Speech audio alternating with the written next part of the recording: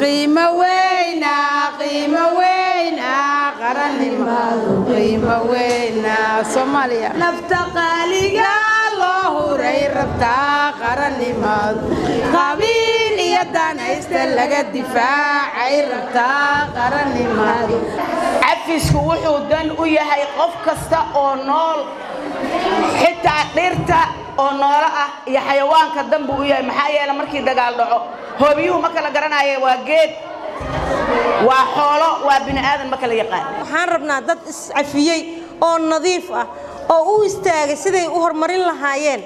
oo dhalinyarada dhunsan soo celin lahaayeen dhihi lahaa walaalo waa qaldan tahay wadada qaldana ku socotid ka joog waxaan ka midnahay dadka u baahan in cafiska la weydiiyo waxna ay cafiyaan waayo waxaan nahay dadkii magaaladan deganaa dawladnimada meesha ka bilaabanaysay waa degmo gobol ilaa iyo heer qaran iyo wadamada maaragtay adduunyada si aan ula jaan qaadnana la rabo inaan iscafino walaalnimo ku shaqeyno isu tanaasulno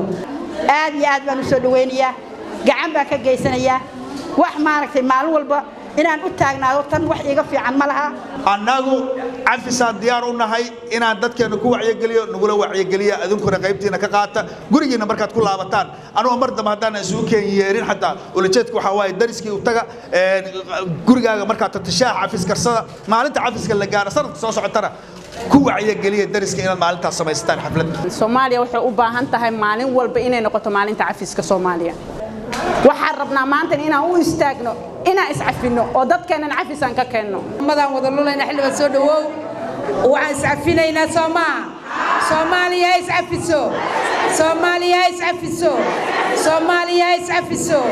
waa wada dhashada iscafiyeen